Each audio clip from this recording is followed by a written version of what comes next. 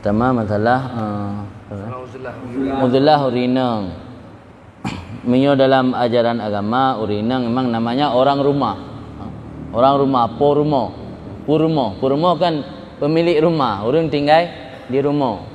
Dalam tradisi kitanya mungkin kelagi aturan yang dianjurkan dalam agama. Dalam agama orang inang hanya duduk di rumah, menerima apa yang dibawa oleh suaminya, melayani suami, menjaga anak-anaknya, hanya tugas urinang.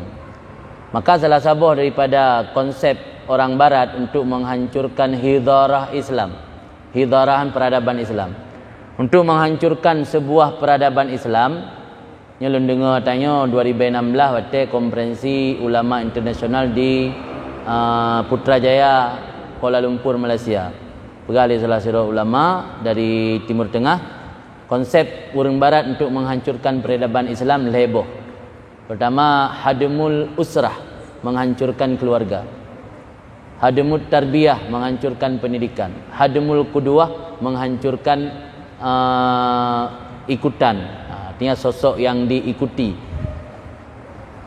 Makna menghancurkan usrah, keluarga, inan gepegah li ulamanya dalam konferensi internasional, menghancurkan usrah, keluarga dengan cara mengembangkan isu seolah-olah kalau wanita duduk manis di rumah melayani suami dan menerima apa nafkah yang dibawa pulang oleh suami, itu berarti ketinggalan zaman, anak modern. Maka wanita-wanita Islam berlomba-lomba untuk menyaingi kaum lelaki melalui isu-isu gender. Wanita Islam berlomba-lomba untuk bekerja menjadi wanita yang wanita karir agar mereka mampu menyaingi wanita. Yang program Rumbarat naji, hadmul usrah, meruntuhkan keluarga. Kemudian yang kedua, meruntuhkan tarbiyah, pendidikan, sehingga dipegat dikotomi antara pendidikan umum dengan agama. Dalam agama ana pembahagian pendidikan umum dan agama. Yang dalam agama pembahagian pendidikan fardu kifayah, fardu in. Yang pegat pembahagian pendidikan umum, pendidikan agama, sekolah umum, sekolah agama, yang orang barat. Lah Islam mana sekolah umum, sekolah agama? Contoh ilmu fardu kifayah, ilmu kedokteran, ilmu astronomi, contoh ilmu fardu kifayah. Contoh ilmu fardu in, fikih, tasawuf dan tauhid.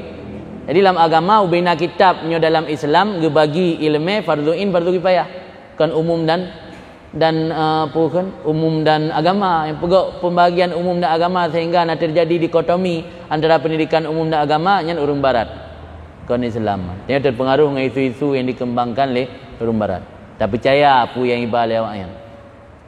Yang kedua, program untuk merobohkan peradaban Islam melalui meruntuhkan kuduah. Urangnya urang Islam hanali kuduah, hanali urang yang tajadikan ikutan. Cara aja kiban dikembangkan isu-isu yang bisa menjatuhkan mur'ah urang yang menjadi ikutan masyarakat.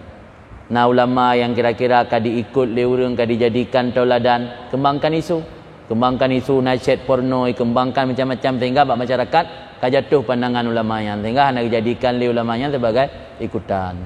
Yang program urang barat mendung. Yang kena balun habalang konferensi internasional. Malun puak kena.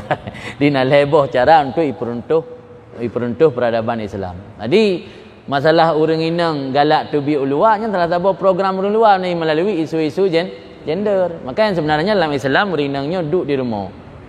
Duduk di rumah terima pu yang gepo lelako. Pajuh yang pu nak sehingga nak pernah baca dalam kitab Manhaj Sawi, hotel lako giat kerja menyoli orang jamun pu gekun. Gekun le orang jamun balako.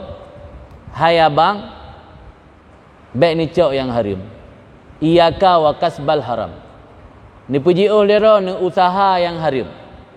Fa inna nasbir alal ju' walan nasbir alan nar. Kamu sabar menyodi tapi sabar menyapu neraka. Yang rinang jamu keun balako, telako tu bi kerja. Yang rinang no naik keun balako. Makin naik puah makin je kekaruan. Yang rinang jamu dengan keun balako hai cuk bang ikamo menyodi sabar, pinyo neraka sabar. Ben cocok yang haram.